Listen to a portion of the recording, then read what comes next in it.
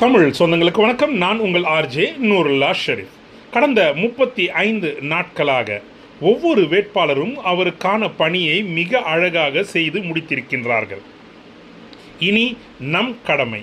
ஆம் நண்பர்களே, நாளை காலை 6 மணி முதல் நம்முடைய கடமை ஆரம்பம் ஆகின்றது. வெயில் அதிகமாக இருக்கின்றதே என்ற கவலை ஒரு புறம், நீண்ட வரிசையில் நின்று வாக்களிக்க வேண்டுமே என்ற கவலை மறுபுறம்.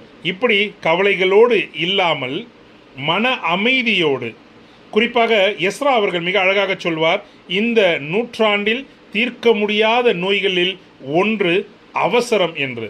கண்டிப்பாக அவசரப்படாமல் மன அமைதியோடு உங்களுடைய வாக்கினை செலுத்துங்கள்.